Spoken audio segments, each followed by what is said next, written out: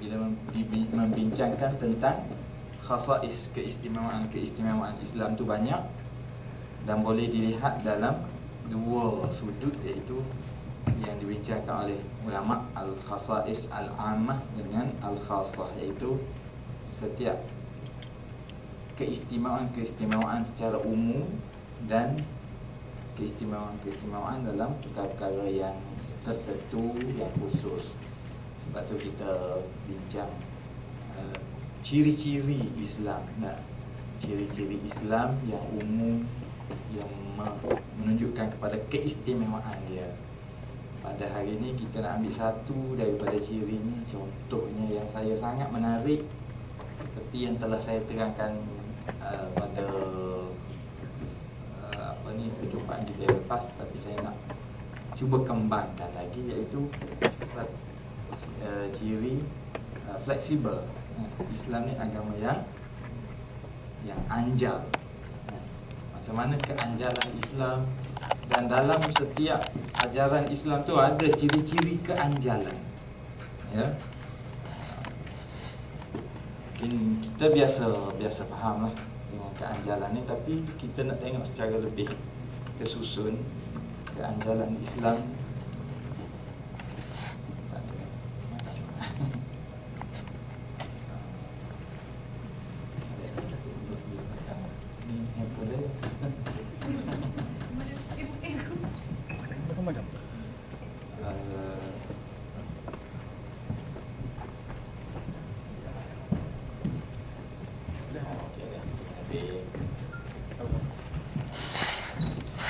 Banyak ciri-ciri keistimewaan Islam. Salah satunya kita katakan ialah Islam tu anjal, kan? Jadi kalau kita perhatikan keanjalan Islam ni, keanjalan yang terkawal. Saya cari juga tadi, tapi mungkin lewat cari kot.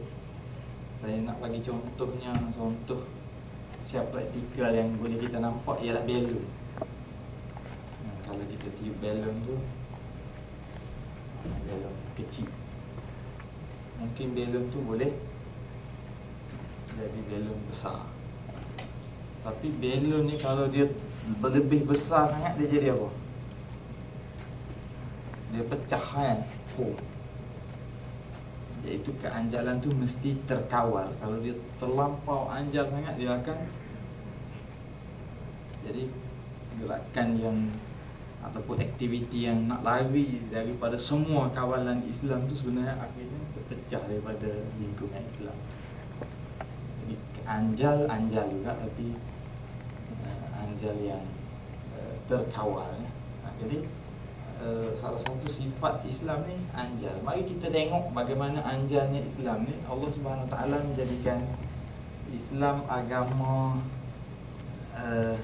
yang memberikan kepada kita, yang kita tengok baru ni, semua persoalan Islam ni terbahagi kepada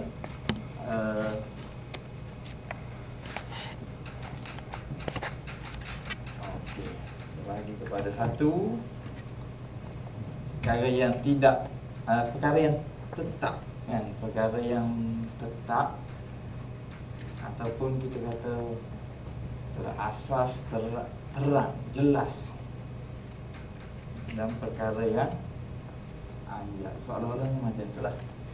Jadi di sini seperti span, seperti sini dia boleh bergerak daripada sempit kepada luas. Dia macam tu. Macam perut kita makan 3 pinggan pun relax je, kan?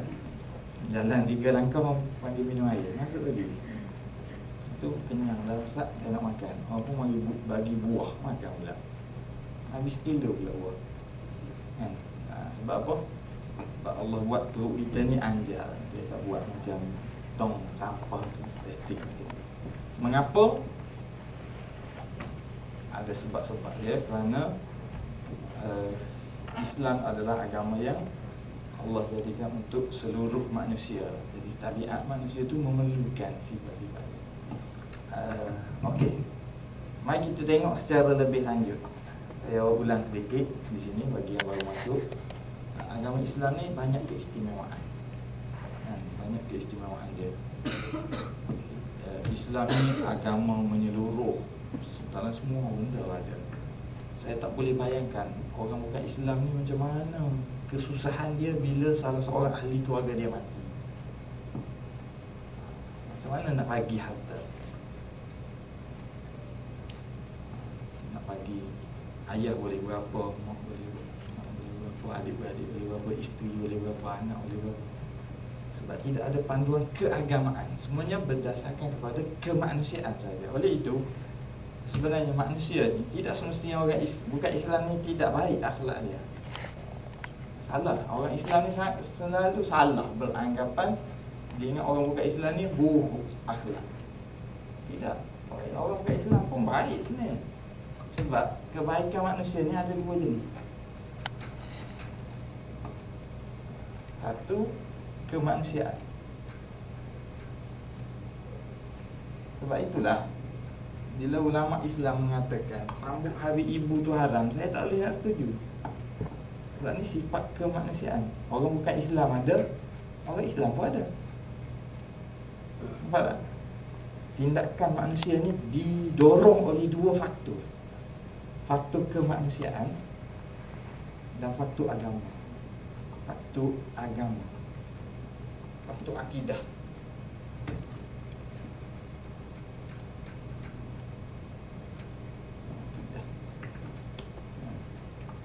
Faktor kemanusiaan ni semua sama.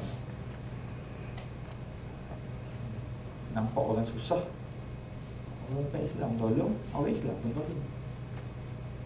Tapi kalau orang tu etis, tak ada agama, dia tolong juga. Tak apa-apa. Sebab dia manusia mesti tolong. Bila tengok benda susah, automatik manusia ni akan rasa kesian, dia akan tolong. Tapi kita tolong, satu kerana kita ni manusia, satu kerana agama kita suruh tolong. Dan orang bukan Islam, dia tolong kerana agama dia suruh tolong. Kita juga. Orang tu tak ada agama langsung, dia akan tolong juga. Jangan heran, jangan tolong. Sebab apa? Sebab dia manusia. Sebab itulah kita disuruh menghormati seseorang tu kerana dia manusia, bukan kerana dia Islam. Bila dia tu Islam, kerana dia manusia dan kerana dia Islam. Dua benda tuntutan dia. Kalau orang tu tak Islam, kita kena hormat tak? Kena hormat tak? Sebab dia manusia. Jadi yang ni dua tanggungjawab lah. Kalau dia orang Islam tu dua tanggungjawab. Macam kalau orang tu keluarga kita, tiga tanggungjawab. Sebab dia keluarga kita, dia orang Islam dan dia manusia. Nampak tak itu? Tuntutan. Okey? Tetap dan jelas. Kita pergi kepada perbincangan kita tadi. Siapa yang ingin berbincang apa-apa soalan, malu nak angkat tangan, ni dia nombor telefon. Hantar mesej. Tak semestinya malu, kadang-kadang tu ada sebab-sebab lain. Soalan sensitif sangat ke? Kan? Tanya, Pilihan Raya ni Ustaz nak tanding tak? Saya kata sensitif soalan. Okey. Islam telah menjadikan agama Islam ni ada benda tetap dalam perkara ibadat, dalam perkara muamalat, dalam perkara-perkara yang lain daripada ibadat pun ada benda tetap. Contohnya tak boleh makan babi. Tak boleh makan babi ni tetap, walaupun dia bukan ibadat. Ibadat ni faham tak? Ibadat ni macam ni lah. Contohnya Islam ni macam ni. Islam ni terbahagi kepada sebahagian ulama' dia nak mudah, dia bagi Islam ni pada dua aktiviti. Aktiviti manusia ni terbahagi kepada dua. Pertama, ibadat. Kedua, adat. Ini pembahagian yang paling mudah lah, paling simple. Kalau nak bagi banyak jadi muamalat, munakahat, apa semua kan. Ini saya bagi secara mudah. Ibadat dengan adat. Ibadat ni macam hubungan yang ritual dengan Allah macam sembahyang, puasa. Nah, ibadat ni dia kebiasaannya dia tetap. Bukan semua, ia asas-asas ibadat. Dasar-dasar ibadat dia tetap. Sementara adat kebanyakannya anjal. Tetapi ada yang tetap. Macam kita kata makan. Makan khinzir tak boleh makan. Dia tetap dah. Nah, makan tapai boleh tak?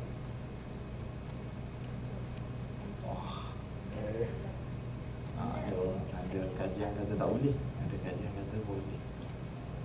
Macam ni ada cara. Nanti saya nak terangkan lebih lanjut macam mana. Tapai ni dia lebih 400 alkohol dalam tapai. Siapa makan tapai banyak memang mabuk. Tapi saya berpandangan tidak haram. Sebab sepanjang saya hidup ni, orang di Semenanjung ni tak pernah makan tapai sampai mabuk.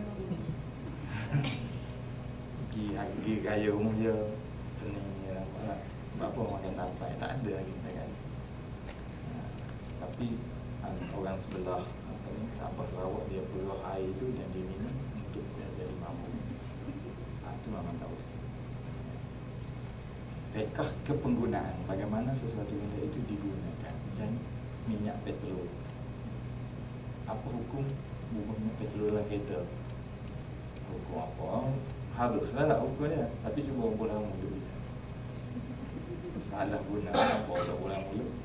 Jadi budak-budak kaki dadah kat kampung tak ada duit nak beli dadah, mana dia bubuh minyak petrol dari situ. Mampu juga. Tapi dia tambahkan sikit. Peliknya dia tambah benda yang kita pun tak lagi. Dia tambah ni abuk lampu yang Borset tu dia tambah. Dia punya mungkin dia dulu insyaAllah binasa dia dia tambah dengan untuk memabukkan dengan apa tu, daun ketum tu kan, daun ketum apa semua dia tambah ubat nyamuk, dia tambah apa-apa dia minum. Dia kata okay. Bagaimana Islam ni nak suruh agama Islam ni anjal? Macam mana Tuhan buat? Okey. Pertama, Tuhan buat hukum Islam ni ada yang Tuhan nyatakan secara jelas 100%, ada yang kabur. Tuhan sengaja buat itu. Lalu Tuhan kata dalam Al-Quran, benda yang Allah tidak jelaskan itu ghaira nisyan. Tuhan tidak terlupa. Rahmatan bikum. Tetapi sebagai satu rahmat untuk kamu. Benda yang Allah tidak jelaskan secara detail itu bukan kerana Allah lupa. Tapi Allah nak suruh manusia ni berbeza-beza pandangan supaya ada kepelbagaian. Jadi keanjalan Islam tu berlaku bila ada banyak mazhab. Nampak tak? Jadi ruang banyak mazhab ni duduk di sini. Ustaz Allah kata mari ceramah sambut Maulidur Rasul haram. Misal katalah, bukan dia tak katalah haram pun, dia kata macam bid'ah lah gitu kan, sambut Maulidur Rasul. Mari Ustaz Rosli harus. Dengar balik pening. Sebab apa? Seorang kata bid'ah, seorang kata tidak bid'ah. Sebab apa berlaku? Sebab di sini dia sebenarnya anjal. Siapa yang kata bid'ah tak payah buat, siapa yang kata tak bid'ah boleh buat. Lepas tu macam mana Islam? Nah gitu. Islam bagi penenggalan. Tapi kalau siapa kata sambut Maulidur Rasul buat program apa tu wajib, memang faham dah salah. Sebab tak ada langsung, dia duduk di sini. Keanjalan tu ada.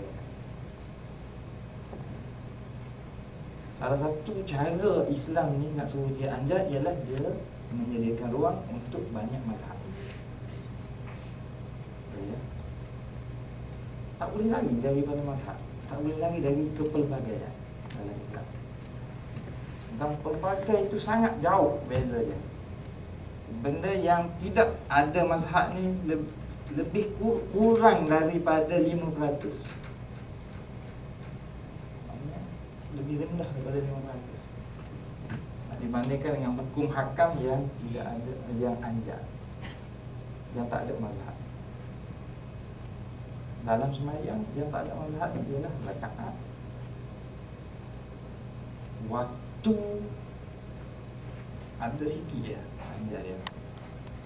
Contohnya waktu maghrib, waktu isyak. Waktu isyak bermula daripada hilangnya cahaya merah di langit hingga ke mazhab Syafi'i kita hingga ke subuh kan. Sebahagian ulama mengatakan hingga ke tengah malam. Maknanya pukul 2 habis isyak, pukul 3, pukul 4 tak sah dah sembahyang isyak. Dah habis dia waktu dia. Kita tu pelik lah bagi kita sebab mazhab tu tak ada di tempat kita. Waktu sembahyang, tapi rakaat tak ada, tak ada mazhab. Bilangan sembahyang mazhab kita 5 waktu sahaja. Semua ulama kata 5 ni wajib. Mazhab Maliki kata sembahyang witir wajib. Jadi apa? Kita tambah sembahyang witir jadi 6 lah sembahyang. Kita kata 5, dia kata betul 5 ni wajib, tapi kewajipan yang 6 ni tak ramai menjadi. Kalau orang tinggal yang witir tak seperti orang tinggal yang 5. Jadi sembahyang ni 5 waktu. 6 tahap keanjalan. Baca Fatihah dalam sembahyang, mazhab Syafi'i kata wajib, mazhab Hanafi kata tidak wajib. Baca setiap seorang dalam sembahyang, mazhab Syafi'i kata setiap seorang kena membaca Fatihah. Mazhab Maliki kata kalau berimam tak payah baca apa, ikut je imam. Ikut je apa dia. Berbagai-bagai, maknanya anjalnya agama. Sebab apa? Salah satunya dia menggunakan teknik banyak mazhab. Jadi kita, tetapi bila seorang tu terkeluar dari sifat keanjalan ni, dia macam belon yang ditiup terlebih sangat pong meletupnya. Orang yang di luar dari batas-batas keanjalan yang dibenarkan tak boleh. Contohnya orang Syiah menganggap pemimpin dia maksum. Maksum ni terpelihara daripada sebarang kesalahan.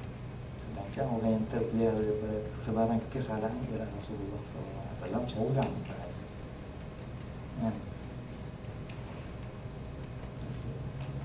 Nabi ni terpelihara dalam kesalahan, bukan dalam semua dah. Dalam persoalan keagamaan sahaja. Dalam perkara kemanusiaan dia salah. Dia mungkin melakukan salah. Mungkin. Sebab itulah dalam perkara kemanusiaan, Aisyah pun pernah lawan Nabi, tak setuju. Sahabat pun tak setuju dengan Rasulullah. Tak jadi kufur dan murtad lah. Nabi suka makan bubur, dia tak suka makan pizza. Tak boleh kena suka ikut Nabi. Tak suka kan, kafir. Tak ada. Dalam perkara kemanusiaan tak ada. Dalam perkara keagamaan dia tak boleh lawan. Jadi dia maksum dalam perkara keagamaan. Dalam perkara hukum hakam agama, persoalan ibadat, persoalan alam gaib, ketuhanan, itu kena. Okey. Saya nak buka soalan ni. Tak ada orang tanya. Buka pun macam tak buka lah. Kalau ada lah kan. Kalau ada untuk soalan-soalan lain tak apa. Sebab saya tak berhajat nak terang panjang-panjang kan. Okey. Bagaimana lagi? Satu, dengan cara banyak mazhab kan. Kedua, cara Islam ni anjal dia dengan menyediakan alternatif. Dengan menyediakan alternatif. Alternatifnya ialah kalau kamu kena buat macam ni, kalau kamu tak boleh, kamu buat macam ni. Dia panggil rukhsah, kan? Rukhsah ni ialah keringanan. Yang kedua, keringanan.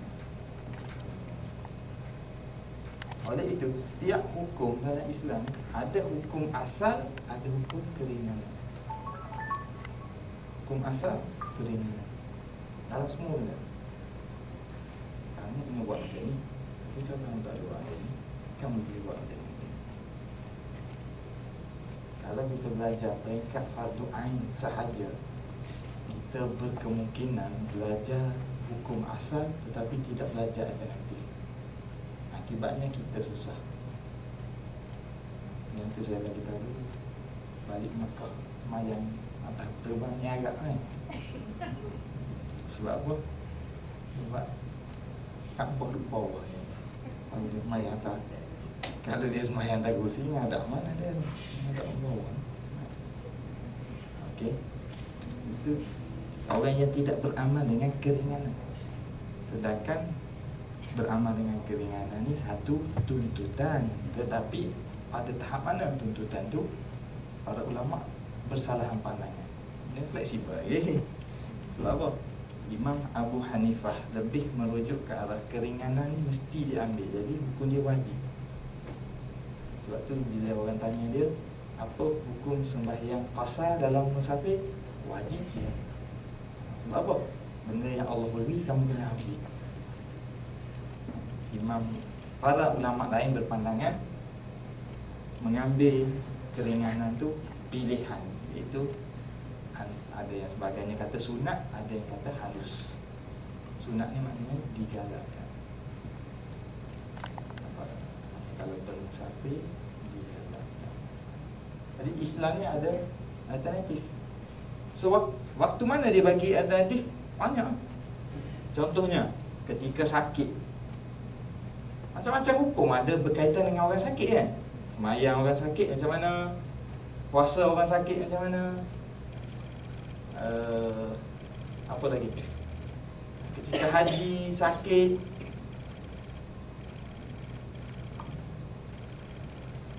salah satu daripada andalan. Bermusafir, bagi budak kecil. Budak ni macam mana? Kerana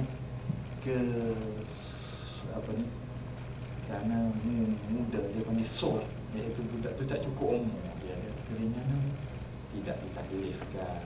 Kalau dia buat taklif, Allah terima. Kalau dia buat salah, tidak dihukum. Macam mana? Okey.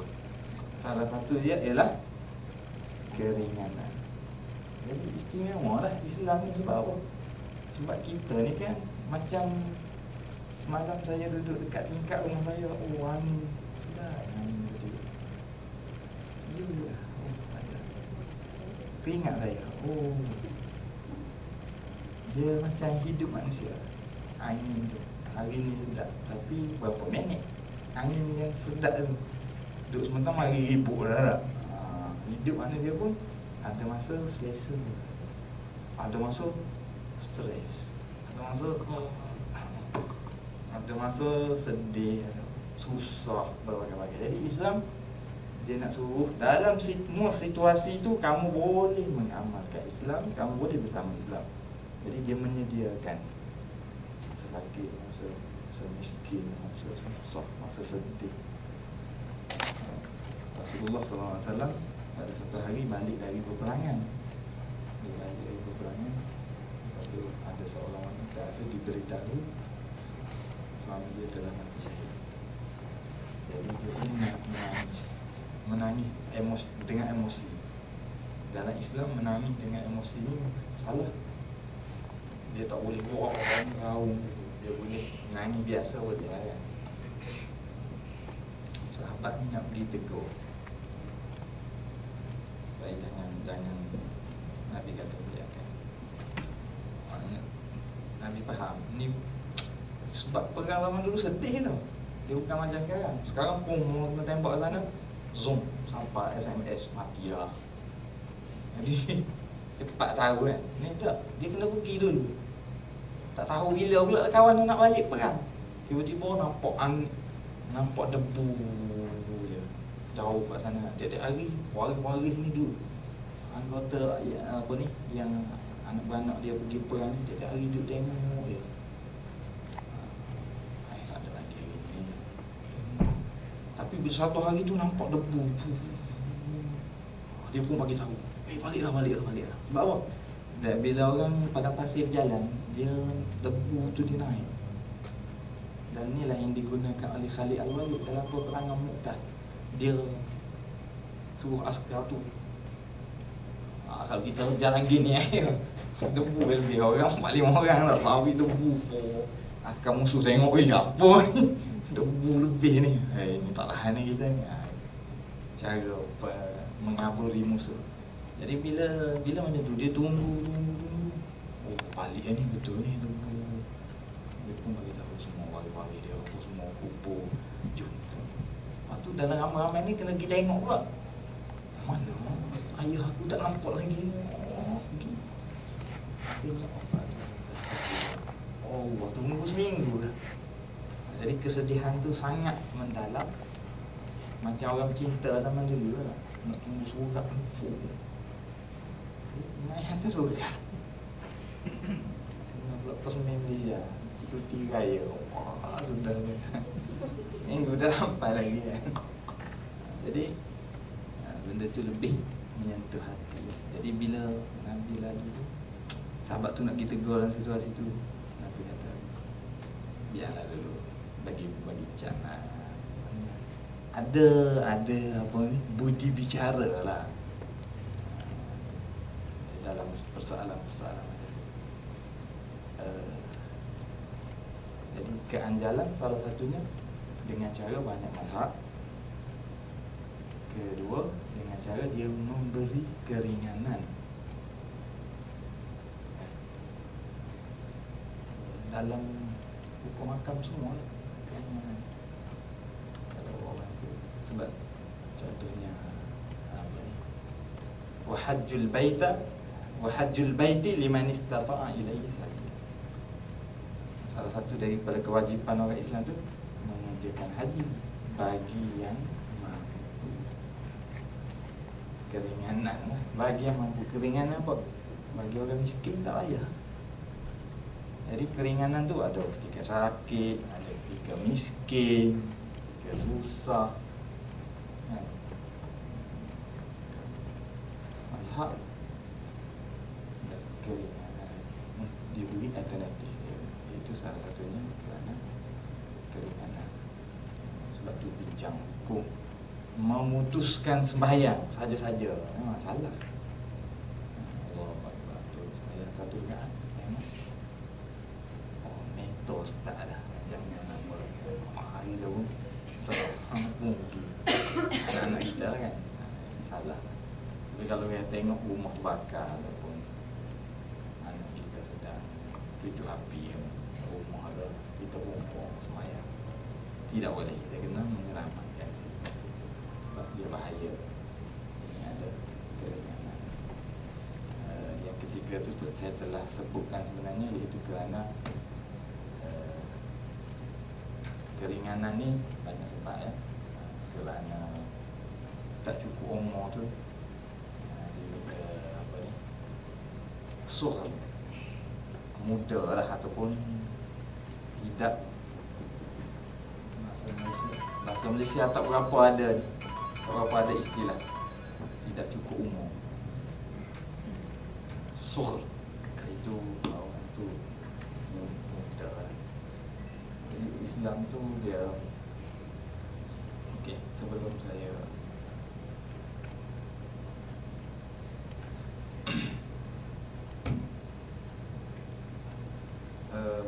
bolehkah kita kata rujukan untuk ajaran Islam bagi konteks masalah ini?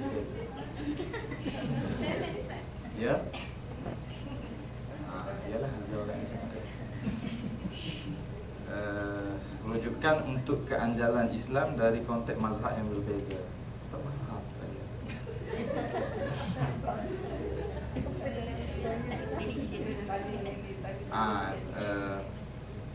Mata betul apa nampak.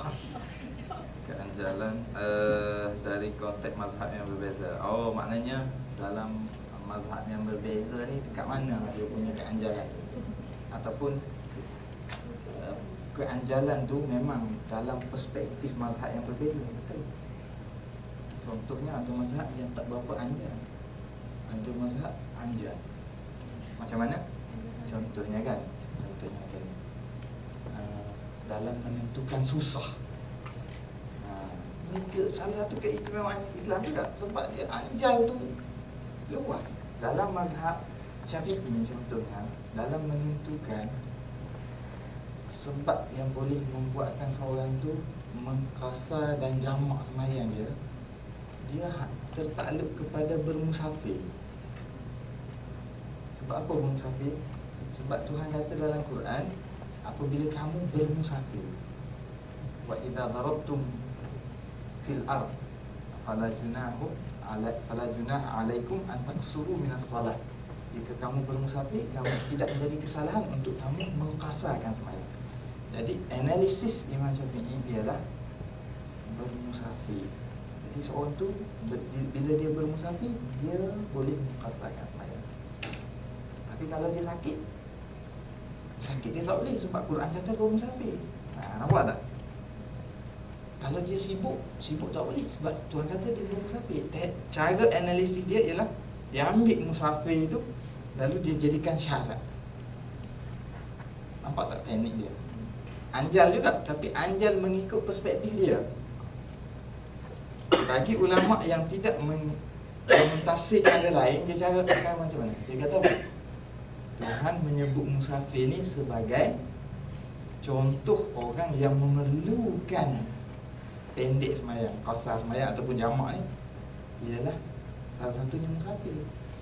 Tetapi kesusahan manusia ni bukan musafir saja, benda lain. Contohnya orang sakit. Sebab itulah orang mazhab Hanafi, dia mengatakan bahawa kalau orang tu sakit, dia boleh mengqasarkan sembahyang. Sebab sembahyang tu, sakit tu adalah sejenis kesusahan. Maknanya keanjalan tu sendiri, dia mengikut perspektif. Jadi tafsiran Islam ni luas. Islam ni kalaulah tak kerana Allah yang jaga dia, hancur lebur lama dah Islam ni. Sebab pentafsiran dia tu macam-macam boleh tafsir, tapi tak hancur. Sebab apa? Sebab dia ada benda yang kita tak boleh berlainan. Ada benda anjal. Quran sendiri tu macam-macam tafsiran, tapi tak musnah ayat Quran tu. Dan agama tu tidak musnah. Bila ada ayat Quran, tidak bermakna ulama sependapat. Masih anjal tu masih berlaku. Wa idza darabtum fil ard, apabila kamu bermusafir, darabtum. Wa idza darabtum fil ard fala junah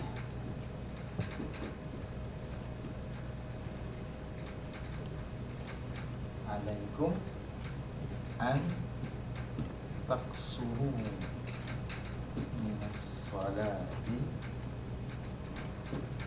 Apabila kamu bermusafir, maka tidak menjadi kesalahan. Di sini tidak menjadi kesalahan ni apa maksudnya? Ayat Quran ada, tapi anjal lagi. Sebab dalam bahasa Arab, tidak menjadi kesalahan ni ada dua makna. Satu, boleh. Yang kedua, wajib. Jadi Abu Hanifah kata wajib. Tidak kesalahan, tidak menjadi kesalahan untuk kamu mengqasarkan, memendekkan sembahyang.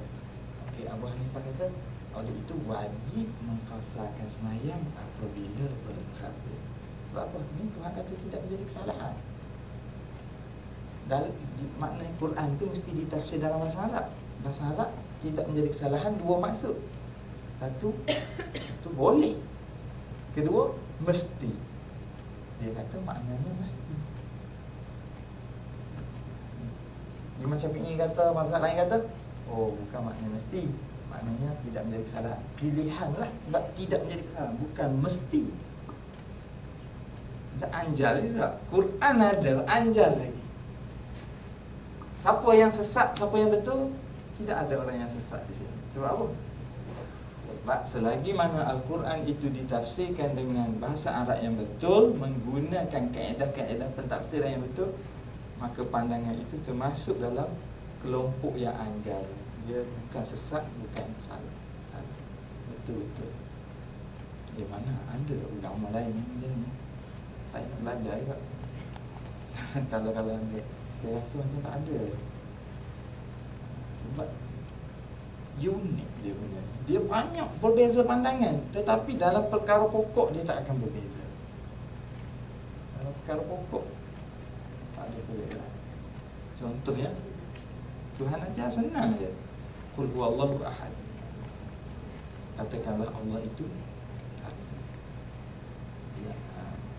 Qul huwallahu ahad. Allahus samad. Allah lah tempat bergantungnya semua makhluk. Allahu as-samad. Dua perkataan dia, tapi terjemah dalam bahasa Melayu, Allah lah tempat bergantungnya semua benda dalam dunia. Sebab as-samad tu maknanya hanya satu-satunya tempat bergantung. Sebab letak al tu hanya satu.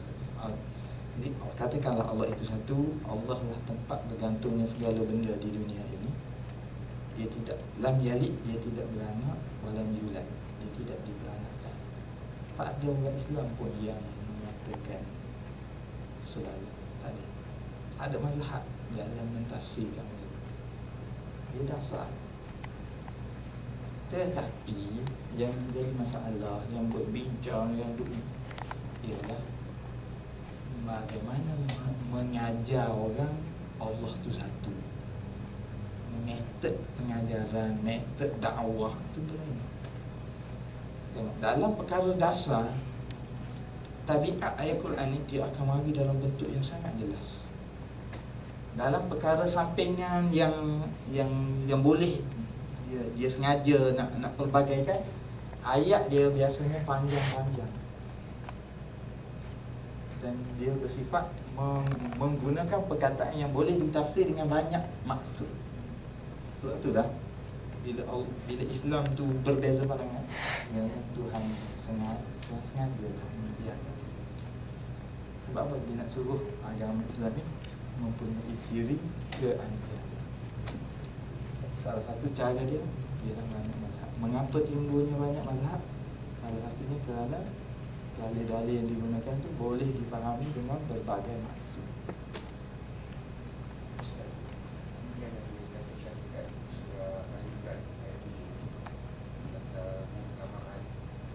Muhkamat wa ufarun mutasyabihat, dan sebaliknya ada ayat yang mutasyabihat. Dalam surah Al-Imran Allah mengistilahkan muhkamat. Ini ada dua jenis. Satu muhkam, satu mutasyabih. Muhkam ni singular lah, kalau plural muhkamat. Kalau mutasyabih itu singular, plural dia mutasyabihat. Ayat Quran ni ada dua jenis. Satu ayat yang muhkam. Perkataan muhkam ni banyak maksud. Anda juga nak tahu Quran. Tidak kurang daripada 5 maksud. Antara apa maksud muhkam. Saya nak ambil yang mudah-mudah saja. Muhkam ni salah satu maknanya sesuatu yang terkawal, iaitu dia dah jelas. Mutasyabih ni maknanya benda yang kabur. Jadi salah satunya bila masuk dalam bab, salah satu maksud muhkam dengan mutasyabih ni, ayat ni juga teman, ayat mutasyabihat dengan muhkam ni lah juga ayat yang boleh ditafsirkan dengan banyak. Saya kata tak kurang daripada 5 maksud tadi. Semuanya dikendaki. Tu satu lagi yang seronoknya, yang hebatnya Quran ni. Kalau dia ada 5 maksud, kesemua 5 tu boleh pakai lagi. Okey, mari kita tengok dalam ni. dalam apa maksud muhkam dengan mutasyabih. Okey. Salah satu maksud muhkam ialah ayat Al-Quran ni dia ada dua jenis. Satu muhkam, yang kedua mutasyabih. Salah satu maksud muhkam ialah dia jelas maksud dia. Mutasyabih maknanya kabur. Tasyabih, mutasyabih. Okey. Kabur dan jelas dalam bab tauhid contohnya. Qul huwallahu ahad tu jelaslah kan. Katakanlah Allah itu satu. Maknanya orang Islam ni dia sentiasa mengambil ayat-ayat yang jelas ni sebab dia faham ayat jelas ni ialah ayat teras. Ayat yang teras. Tuhan terang dengan jelas tak? Sementara ayat mutasyabih ni wa ukharu mutasyabihat. Tuhan kata apa? Fa ammal ladzina amanu fa ya'lamuna annahu al-haqqu min rabbihim wa ammal ladzina kafaru fa yaquluna madza aradallah. Oh, dalam faktor ayat lain berkaitan dengan mutasyabihat. Okey. Yang ni kita kata jelas kan? Yang ni kabur. Okey. Ayat yang kabur dan jelas dalam tauhid. Contohnya kita kata Allah tu satu. Qul huwallahu ahad. Jelas. Allahus samad. Jelas. Lam yalid wa lam yulad. Jelas. Okey. Tapi ayat yang tidak jelas, contohnya wa kana arsyuhu 'alal ma. Dan arasy Allah itu di atas air.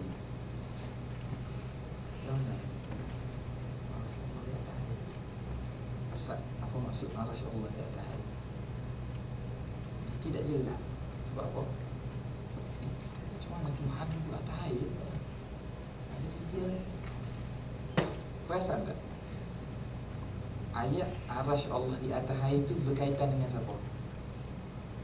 Berkaitan dengan sifat Allah. Ada hubungan tak dengan kita? Allah nak terangkan dia macam mana? Wa kana arsyu 'alal ma. Tak ingat saya sebab mana. Saya juga kena Google juga nampak ni. Semua cari Google saja. Itu paling besar juga. Okey. Okey, kita cari ayat lain contohnya kan. Contohnya sebab tak tahu kan. Saya ni apa ni? Ya Allah ma'al jamaah. Ha? Tangan Allah. Kullu syai'in halikun illa wajhu. Semua benda ini musnah kecuali wajah Allah. Ini ayat mutasyabih. Tetapi ayat mutasyabih dia beza sebab apa? Ini kedua-dua membicarakan tentang Allah. Tetapi sifat Allah yang jelas ni, sifat Allah yang jelas ni, dia berkaitan dengan, ada hubungan dengan manusia. Nanti Allah itu satu. Sebab kita nak percaya Tuhan ni berapa? Tuhan satu. Allah tu tempat bergantung, berhubung dengan iman kita kepada. Tapi kalau tu arasy Allah di atas air, dengan hanya kita percaya pun settle dah masalah ni. Dia tidak ada implikasi perbuatan kita. Tapi kalau Allah tempat bergantungnya manusia, kalau tak jelas, nak bergantung macam mana kita? Sebab kita yang kena bergantung. Nampak tak?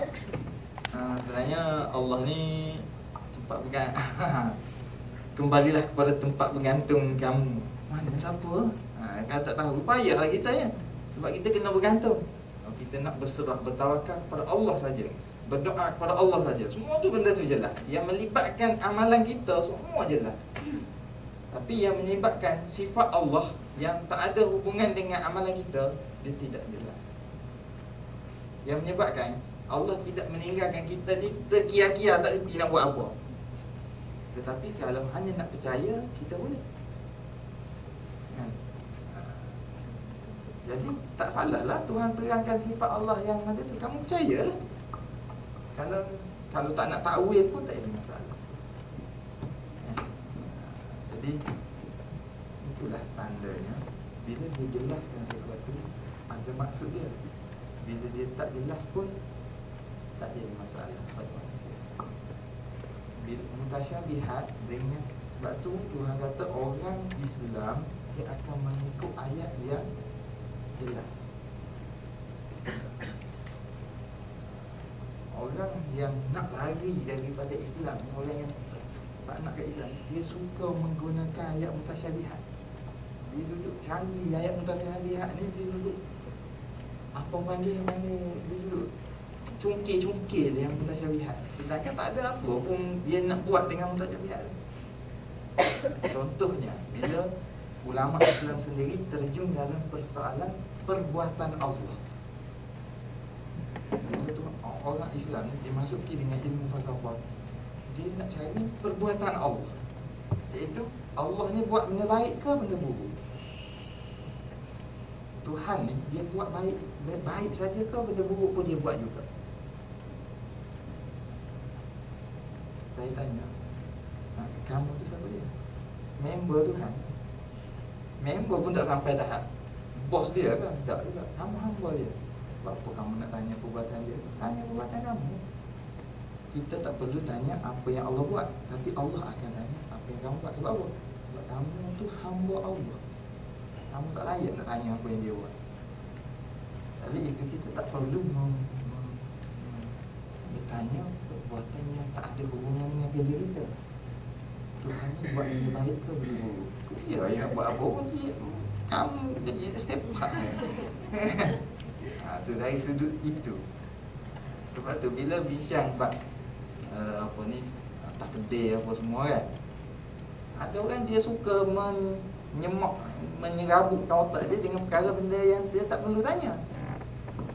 Sebab dia tak sedar dia tu siapa. Dia nak tanya semua perbuatan Allah ni kita tak perlu tanya. Sebab Allah Tuhan kita, dia yang cipta kita. Apa itu tanya dia ke dia? Cuma kita tanya Raja Selangor dia buat apa itu, marah dia ikut aku rakyat dia tak sepak kamu dia. Itu baru raja, manusia macam kita je. Tapi dia tanya kita boleh, kita nak pergi luar negeri, mana pasport ya. Oh marah, apa pula tanya ikut aku. Tak boleh, kamu rakyat. Itu dari sudut analogi yang mudah kita nak. Tapi dalam persoalan kemanusiaan kita bebas tanya. Persoalan ketuhanan pun sebenarnya boleh bertanya, cuma kita kena mengetahui kedudukan Allah tu, dia tu Tuhan yang tidak menyerupai manusia. Maknanya bila Tuhan kata dia ada tangan, kesemua ulama Islam menganggap tangan tu bukan tangan ni, kan tangan macam kita ni. Sebab dalam bahasa Arab perkataan tangan tu ada dua makna. Satu tangan, tapi bukan tangan manusia, tangan. Macam mana Allah Alam, kita tak boleh bayangkan. Kedua bermaksud kekuatan. Pada pandangan saya, kekuatan lah maksud dia. Maksud sebenarnya kekuatan. Bila Tuhan kata tangan Allah di atas jamaah, maknanya kekuatan Allah bersama jamaah. Maknanya Allah akan tolong orang yang berjamaah. Berkumpulan tu lebih ditolong daripada bersendirian. Di situ Tuhan nak kata berkumpulanlah kamu, buat kerja dalam tim. Dia suruh menggalakkan buat sesuatu dengan tim. Teamwork lah. Itu saja. Okey, ada soalan? Soalan tadi nak kerja ni aku tak tahu saya yang mengatakan Al-Quran tu makhluk. Persoalan Al-Quran tu makhluk tu pun sebenarnya persoalan yang anjal juga. Mana-mana pun anjal je. Sebab apa tu? Di sini banyaklah pandangan ulama yang kita dengar. Memang ahli sunnah wal jamaah menganggap Quran tu ialah qadim. Persoalan, tapi kita mesti ingat orang Mu'tazilah tidak dianggap kafir dalam Islam. Nampak tak? Ni bincang benda ni, benda yang tak ada dah sekarang. bincang sejarah dalam aliran Islam ni ada satu zaman orang mempersoalkan Quran tu dari mana. Persoalannya kalau Quran tu kertas tu memang manusia buat pun. Jadi persoalan ni persoalan yang melibatkan falsafah. Zaman kita persoalan ni dah tak ada. Soalan lain mana orang tak erti dah nak fikir benda macam tu. Tetapi ulama Islam tidak menganggap kumpulan-kumpulan Mu'tazilah tu kafir. Mereka menganggap mereka ni bukan ahli sunnah wal jamaah. Mereka menganggap pemikiran ni salah, tetapi tidak kufur secara automatik. Macam Syiah lah, kalau kita sebut Syiah je, dia tidak automatik kufur. Maknanya dia dianggap kumpulan yang salah, tidak duduk dalam ruang fleksibel ni tadi yang dibenarkan. Dia duduk di luar. Tetapi luar ni ada layer-layer dia pula. Ada yang keluar tapi sesat, tapi masih dianggap Islam. Dan ada yang keluar lalu meletup terus, dianggap dia keluar dari Islam. Itulah salah satu daripada keanjalan Islam juga, iaitu dia membahagikan manusia ni kepada, saya nak terang juga tadi, iaitu selain daripada mazhab, selain daripada dia beri keringanan, dia mengakui manusia ni ada yang betul, ada yang salah, ada yang kufur. Sebab itulah pembahagian manusia dalam Islam, orang beriman, fasik, orang kafir. Kafir ni orang bukan Islam, orang fasik ni orang Islam yang bersalah, orang beriman ni orang yang dianggap Islam tapi tak salah dalam satu-satu benda. Orang yang tidak melakukan dosa-dosa besar. Banyak juga takrif dia ni. Okey, orang beriman, orang fasik, orang kafir. Salah satu daripada ciri anjalnya Islam ni, dia tidak buat Islam dengan kafir saja. Itu salah betul. Kelemahan aliran mazhab Salafi ni, dia bagi manusia ni dua je. Islam kafir, salah sikit kafir. Aliran yang ekstrim, dia tak ada fasik, dia kafir tu. Jadi buat salah sikit, pada pandangan dia, dia pun kafir. Pemerintah yang tidak menjalankan hukum Islam, kafir. Itu ekstrim. Sebenarnya fasik, sengih dia. Apa? Oh, fasik baru dia. Fasik pun tak nak juga, nak beriman. Orang berasa selesa, saya fasik je.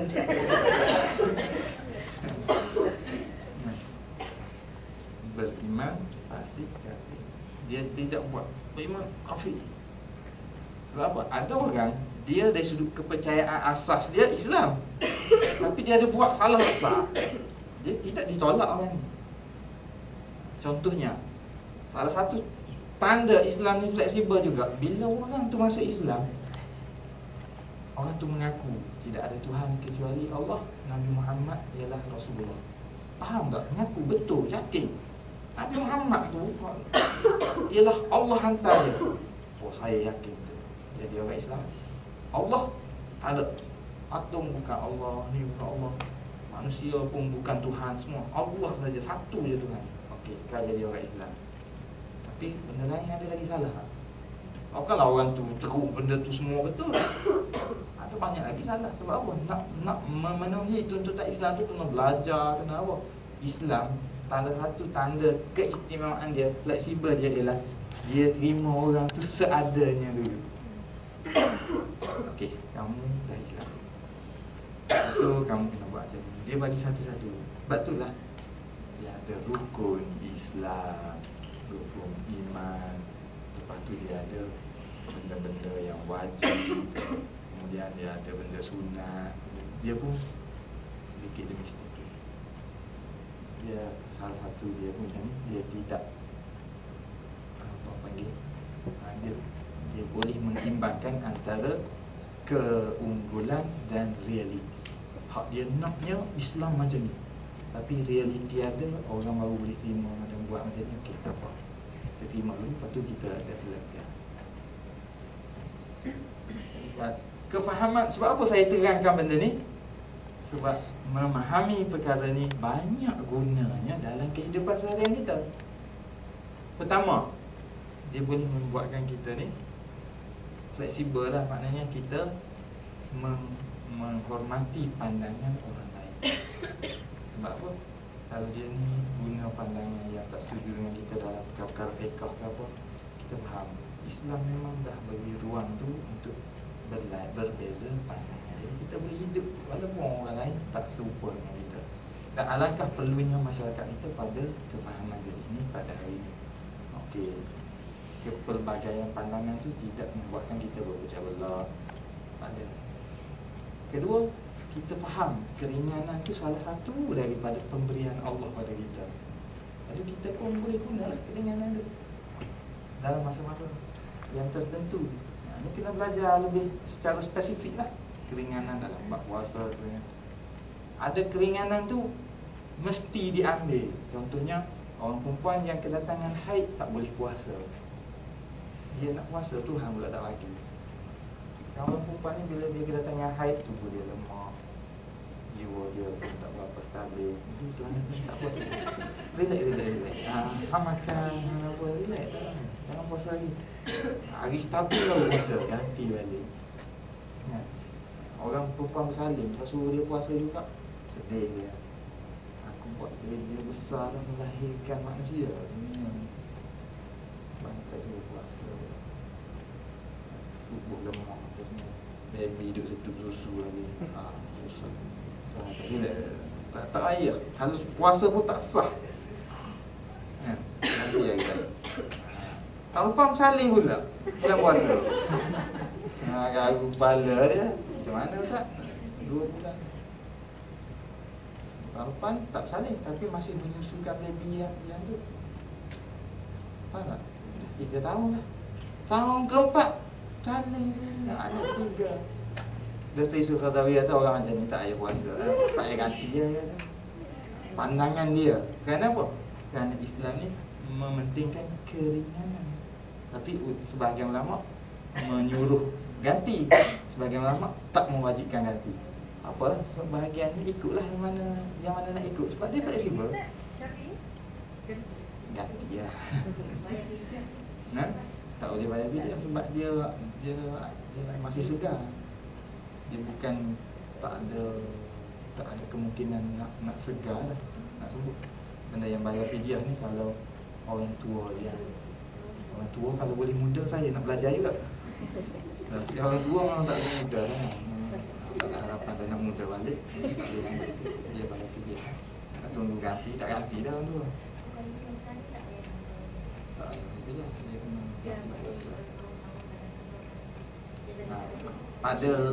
Tu ada 2 pandangan juga. Fleksibel juga. Ada ulama mengatakan kena bayar fidyah bila tahun cukup, tak ganti, bayar fidyah dan ganti. Tapi sebagian ulama kata tak payah bayar fidyah, ganti saja. Saya menerima yang ganti saja. Saya ni mudah saja. Pengajar Islam mengatakan wajib memilih mazhab. Wajib memilih mazhab. Betul lah. Sebab bila puan-puan tanya saya, puan-puan pilih mazhab saya. Mazhab daripada 4 kumpulan juga. Tak ada, tak wajib. 4 tu tak wajib. Tidak wajib. Tapi kalau orang tu tak tahu, dia tak boleh main sendiri kan. Duduk rumah sendiri sambil-sambil duduk mandi tu. Aku ni halal tu. Tu orang beristihad sendiri. Jangan dia tak tahu. Mana sambil-sambil tu gosok gigi tu. Ni boleh buka ni ustaz kata kalau letih sikit. Jadi dia itu masak sendiri je kan. Memang tak boleh lah. Tetapi ijtihad ni boleh juga dalam ruang lingkup individu. Contohnya kalau kita sakit nak buka tak nak buka, itu kita tak perlu pergi tanya ustaz. Sebab tu dalam kitab dia macam-macam. Ada kata sakit gigi boleh buka, sakit ni tak boleh buka. Mana tahu, tanya orang sakit lah. Kalau orang tu sakit, sakit gigi pun sakit juga. Gigi lah paling sakit ustaz. Siapa kata? Dia yang kata dia buka. Dia tak langat. Bukan ustaz tak langat. Nampak je sakit bisu, tapi bisu tu jenis habis nyucuk pada dalam otak. Buka siapa dah? Itu bidang kuasa orang tu. Ada bidang kuasa doktor. Contohnya nak potong kaki. Kalau orang tu saja-saja, "Oh, doktor, saya rasa baik potong je kaki saya." Tak boleh, sebab dia tak tahu. Doktor kata, mana boleh? Boleh sembuh lagi ni. Awak pula ni baru kudis sikit nak potong dah. Dia tak boleh. Itu bidang orang yang pakar. Ada ustaz. Bidang ustaz. Bidang ustaz ni bidang-bidang yang berbentuk keagamaan. Contohnya kita kata, "Ustaz, najis ni najis mughalazah ke najis?" Jadi ustaz yang tentukan, sebab benda tu berbentuk keagamaan. Tapi kalau bentuk individu dia yang tentukan. Diri dia yang layak tak layak tu diri dia. "Ustaz, saya nak semayang berdiri ke semayang duduk?" Tengok awak, kalau awak tak layak semayang duduk lah. Apa pula tanya saya? Saya layak. Itu. Okey. Jadi dalam sebentar dalam bidang tu tak boleh ikut tadi, sebab perkara-perkara yang tak boleh ikut ni perkara-perkara yang kena ada mazhab. Tapi pandangan mazhab tu ialah seseorang, bukan individu tu bebas berbuat apa yang dia suka. Tapi bila dia tak tahu, dia refer kepada orang yang tahu. Bila dia refer kepada orang tahu, dia tak reti nak tanya, "Ustaz, ini dari mana ni pandangannya?" Pandangannya ada dalam kitab Ihya Ulumuddin. Kitab Ulumuddin tu siapa dalam tak? Dia pun tak tahu, tapi tanya lebih kan. Jadi Islam tidak kerahmatan Islam ni tadi, dia tidak mewajibkan kita ni tanya sampai macam tu. Kalau tidak, matilah jangan pergi tanya ustaz. Ustaz ni balik Mesir, tapi mazhab ni kena tanya dia dulu lah. Lepas tu kena tanya pula kitab mana. Tanya je, walau tak erti pula. Jadi Islam dia tahu dah manusia ni susah nak sampai ke peringkat bidang tu. Jadi mazhabul mufti, mazhabul mustafti, mazhabul mufti dia. Kaedah dia. Mazhab orang yang bertanya ialah mazhab orang yang ditanya. Senanglah masalah lah. Nampak ustaz ni handsome lain macam dia. Mengaji pula, kita tahu dia mengaji, tak adalah buat benda belak-belak. Kita pergi tanya dia, dia pun bagi. Kita pun gunakan. Boleh? Tak semestinya. Maknanya mudahlah nak bertanya, tidak terikat dengan orang tertentu. Ada pandangan yang mengatakan mesti bermazhab tu ada. Sebab apa? Dalam Islam semua isu berlainan pandangan. Rasa nak sangat mazhab, tak. Jangan tanya orang lain, dia tanya mazhab. Tak ada masalah. Memang ada pandangan macam tu. Tapi saya tak boleh terima pandangan tu. Sebab pandangan tu terlalu rigid, menyebabkan masyarakat semua susah. Tetapi kalau dia susah, ustaz yang kita tanya tu tiba-tiba ustaz yang salah dalam benda yang tak boleh ni, lepas tu kita ikut, kita sesat. Kita tanya ayah P. Takkanlah tak boleh beza ustaz dengan ayah P. Lepas tu ikut pula ayah P tu, memang sesat. Islam tidak memberi kelonggaran kepada orang yang salah dalam dasar agama. Kita tanya dia, kita ikut dia. Kita pun dianggap salah. Tapi dalam perkara-perkara sampingan, bila kita pergi tanya, kalau dia salah pun dia dimaafkan, kita dimaafkan. Dalam bidang yang anjal ni, walaupun berlaku kesalahan itu dimaafkan. Tapi dalam ni tak boleh. Yalah, Tuhan ada ke Tuhan tak ada? Takkan nak salah lagi. Ikut Tok Lebay kata Tuhan tak ada. Bengong sangat benda gini, tak boleh fikir. Benda-benda dasar ni sangat mudah untuk difahami. Nampak tak? Dia sangat basic. Jadi dia memang tak boleh. Kalau orang tu masuk Islam, dia kena yakin Allah tu satu dan Nabi Muhammad Rasulullah. Dia tak boleh nak ikut orang. Oh, Ustaz Rusli kata Tuhan tu satu, betul, ikut dia je lah. Tak boleh. Tak payah dia orang Islam.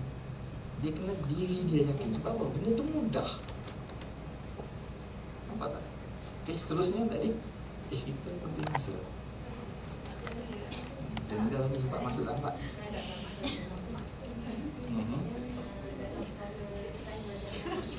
Dia tidak semestinya masuk. Contoh bila orang Rasulullah ditanya nak racuk lah pokok kurma. Nabi kata tak payah racuk. 3 tahun tu tak jadi pokok kurma. Orang pun pergi tanya dia balik, apa kurma tak jadi dah ni? Nabi kata kamu lah yang lebih mengetahui persoalan kehidupan. Maknanya Nabi tersalah dalam bab tu. Tak mengaitkan dia sebab dia bukannya diutuskan untuk membaiki bidang pertanian. Nah gitu. Sebab itulah ada seorang perempuan datang jumpa Nabi. Dia sakit. Dikatakan sakit tu dirasuk. Lalu dia kata, ya Rasulullah, doalah untuk aku supaya aku sembuh. Nabi tak berdoa. Nabi kata, kalau kau sabar, kau masuk syurga. Kalau aku doa, engkau sembuh. Lalu perempuan dia kata, oh aku nak masuk syurga. Dia pun tak sembuh. Sebabnya apa? Sebab penyakit tu penyakit fizikal. Gila babi. Bila orang tu kena gila babi dalam bahasa Arab maknanya sar, iaitu dirasuk. Bila penyakit tu fizikal, Nabi bukan doktor. Kalau dia tak tahu ubat, dia tak semestinya. Mungkin dia kalau diubat kat orang lain dia apa. Tapi kalau benda tu syaitan yang masuk, Nabi kena buang lah. Sebab apa? Sebab Nabi ni diutuskan untuk menangani isu-isu syaitan, syurga, neraka. Kalau dia kata aku tak tahu, siapa lagi yang tahu? Nampak tak? Jadi Rasul ni dia benda-benda gaib, dosa, pahala, ibadat, tu kerja dia. Tapi nak buat rumah, nak buat apa, macam dia je. Tapi nak MLM, apa dasar-dasar akhlak, kerja dia. Okey, teruskan. Tapi pandangan saya, benda-benda macam ni, kalau berbeza nanti, tahulah. Dia duduk di sini. Benda yang kita bincang ni duduk di sini. Wajib tak bermazhab satu? Mari ustaz lain dia kata wajib. Kena pilih satu. Tak apa, tuan-tuan senyum je lah. Awak ni berbeza dengan Ustaz Rusli.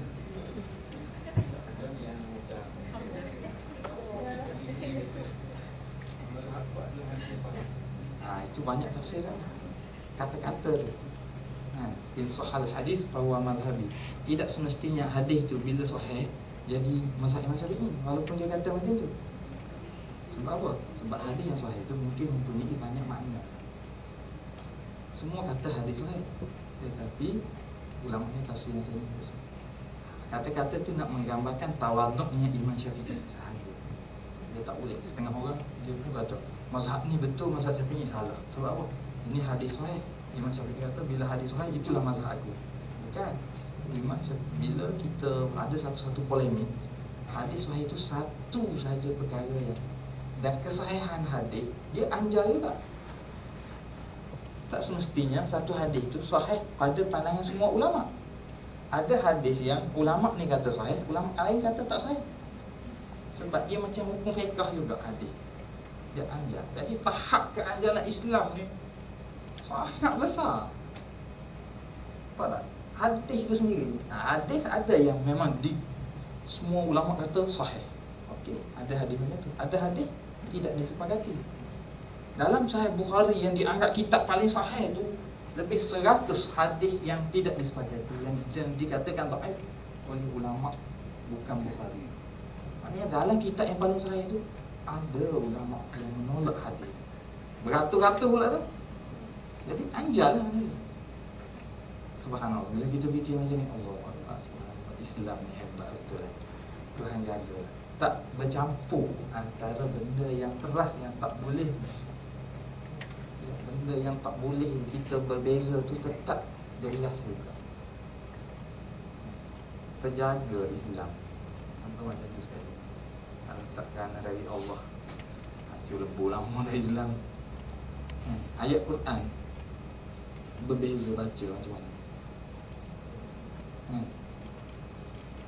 Alhamdulillahirabbil alamin. Alhamdulillahirabbil alamin. Alhamdulillahirabbil alamin. Ada perbezaan yang mengubah makna, ada perbezaan yang tidak mengubah makna. Berbeza. Yang tu bukan perbezaan ulama buat, bukan perbezaan mazhab. Perbezaan daripada Allah nanti. Memang Tuhan turunkan Quran ni boleh dibaca banyak jenis. Wadduha, wadduha lah. Ada perbezaan yang tidak membawa efek makna. Ada perbezaan efek makna sangat banyak. tapi tidak meruntuhkan dasar-dasar. Ustaz, masa zaman Nabi dulu, dia menerima dia punya wahyu dalam jenis wadduha. Dalam dua bentuk. Dalam banyak bentuk. Dia bila turun wahyu ni, kita wahyu bila turun Quran, dia tak turun macam kita kan ataupun slide tu. Nabi pun apa tu. Kalau turun macam tu jadi satu je kan. Dia turun dalam bentuk Nabi duduk, sama ada Nabi duduk dengan sahabat macam ni. Tiba-tiba orang tengok Nabi lain macam. Kiraat 10. 7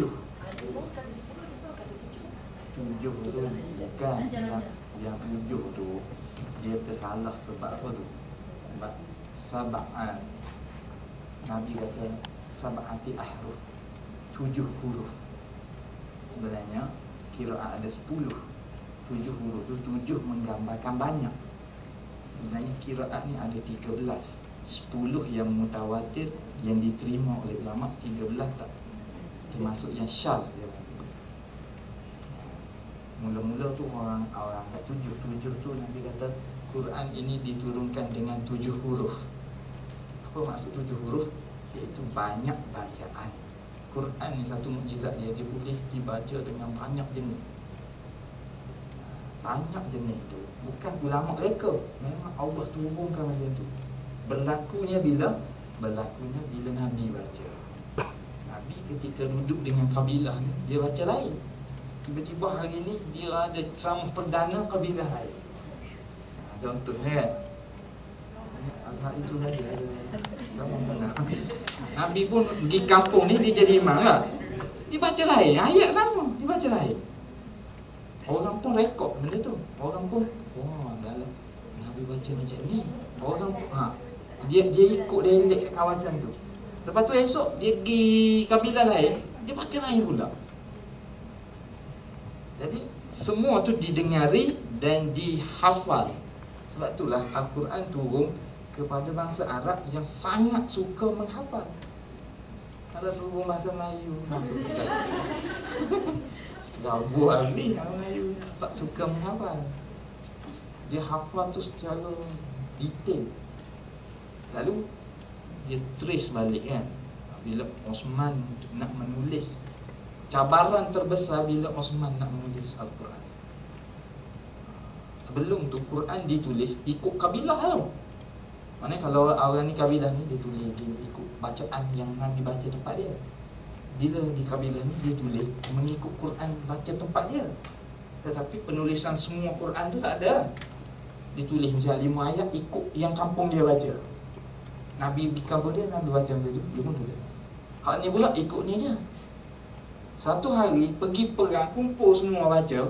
Hak kampung ni terkejut, hak kampung ni terkejut. Sudah dia kata, apa pula ni, bukan Quran ni, geng ni baca ni. Rasa tak? Peperangan tu di sebelah atas Iraq. Dah orang ni, dia pergi berjuang, dia pergi ke Iraq, lepas tu buka sampai di Armenia. Sampai di Armenia zaman Osman bin Affan. Bila kabilah ni baca, kabilah lain kata, subhanallah, puak ni murtad ni. Lalu timbul isu kafir mengkafir. Jadi bukan angin pas sebenarnya, asal kabilah kafir ni. Dia tak boleh semayang ni belakang ni, sebab tu menyeleweng ni berlaku percakapan.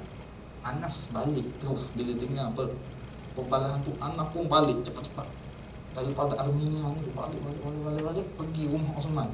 Tak sempat tukar baju lagi, tak sempat mandi-mandi lagi rumahnya. Dia terus masuk rumah Osman. Wahai Khalifah, aku timbang umat Islam akan jadi macam Yahudi. Allah, mereka berbalah tentang kitab Allah. Orang Yahudi ni mana dia tahu kitab mana satu yang betul daripada Allah? Kan semua sama. Oleh itu kita kena tulis balik Quran. Di situ jadi Osman. Sebab tu sebab orang dah berkelahi ni, semua ni baca ikut. Jadi Osman cabaran dia bila dia nak tulis tu, tulisan dia tu mestilah boleh dibaca mengikut ke semua kumpulan dia. Sebab tu dia ada tulisan Osmani kan, kita panggil rasam Osmani. Rasam Osmani tak sama dengan penulisan bahasa Arab biasa. Sebab penulisan bahasa Arab biasa dia tak nak jaga kepelbagaian bacaan. Jadi bila Osman tulis, dia kena designkan tulisan dia tu supaya semua kiraat tadi bila tengok Quran dia tu boleh baca. Hebatnya Allah buat, memang boleh. Bahasa Melayu. Ayo orang Kelantan kan. Orang Terengganu tak ada G ni macam mana. Jadi dia design kan. Jadi semua lega apa ikut kiraan dia pun boleh baca lah. Ikut kiraan ni boleh baca lah. Mana ada orang Melayu yang macam satu kitab baca 10 bacaan. Semua betul daripada Allah lah. Tidak menjejaskan isi kandungan Al-Quran, falsafah dia, dasar dia tidak. Sebab tu bila kita belajar benda macam ni, ucapan yang akhir kita kata Alhamdulillah tu lebih bermakna daripada orang yang tak belajar. Syukurlah Allah pilih kita. Hebat Islam. Baru sebut Alhamdulillah tu, rasa nak pecah mic ni. Kalau orang tu tak faham apa, Alhamdulillah. Tak ada makna lagi. Subhanallah, Maha Suci Allah. Maha Suci Allah dia beri ajaran Islam ni dengan dasar-dasar. Allah bagi kita pula jadi. Bersyukurlah. Pilihan daripada Allah SWT buka pintu hati kita. Asalnya kita tak faham, bukan bahasa kita. Pilih Allah bagi kita. Itu sebenarnya mengapa kita belajar. Dia menjelaskan keagungan Allah SWT dan kebesaran ajaran Islam.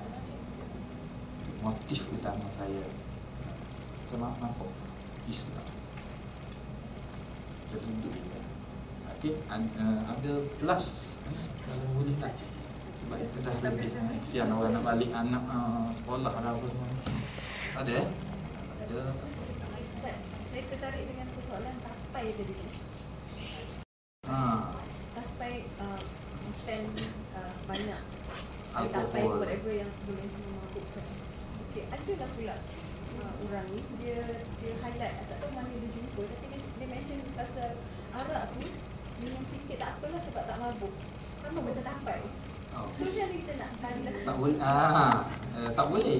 Sebab arak tu Asasnya haram. Arak tu bila dia duduk dalam botol tu, botol arak tu memang dia tak ada kerja lain untuk dia minum. Kalau orang minum tu nak mabuk kan.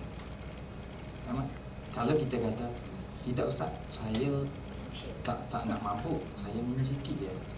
Okey, Islam ni dia hukum dia tidak tengok pada individu. Hukum individu ni pengecualian. Dia hukum dia bagi untuk semua dulu. Hukum dasar dia untuk semua.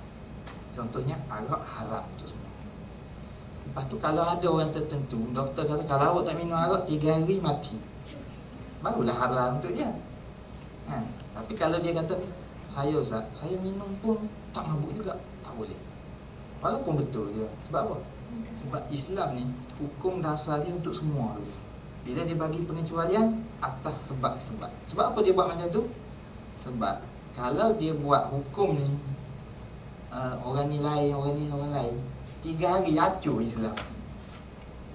Faham tak? Orang ni kata saya tak semayang pun saya ingat juga pada Allah. Yang penting ingat pada Allah. Dia kata kata anak dia, saya tak semayang 10 tahun pun saya ingat juga Allah. Mana agama kan? Oleh itu dia pun semayang wajib dulu. Siapa tak boleh musafir, ada package kita dia bagi yang umum dulu. Khinzir haram dulu. Oh, selalu saya takkan tak boleh, saya sesat hutan nak mati, khinzir aja depan saya. Boleh makan untuk makan untuk mengelak daripada mati je boleh.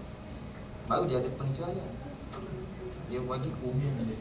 Sebab apa? Sebab dia nak menjaga sebab Islam ni untuk sepanjang zaman. Jadi dia ada hukum umum, lepas tu pengecualian. Dalam surah Al-Ma'idah anak tu menuduh makan Bukan, dia itu banyak tafsiran dia. kan. Bukan mula-mula tu boleh.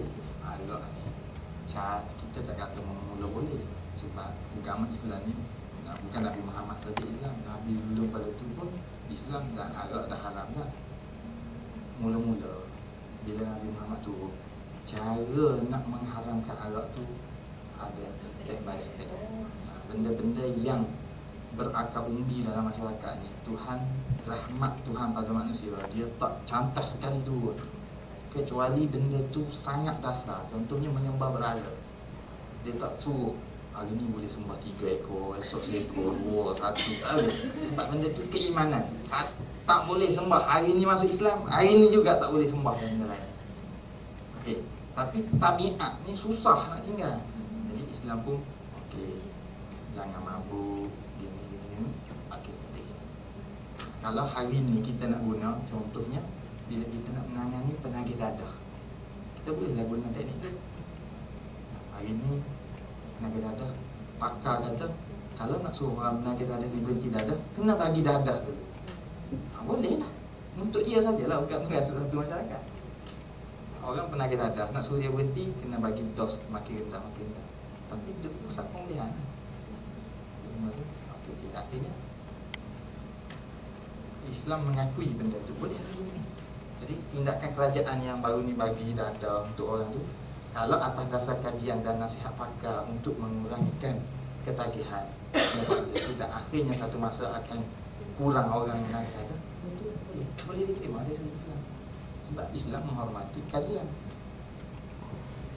Okey, ya, saya rasa setakat saja untuk hari ini. Saya minta maaf pada yang telah terlewat ni. Sebenarnya semua kena faham, majlis saya ni kalau orang tu ada kerja boleh nak balik dulu, tak ada masalah. Saya tak beras hati lah.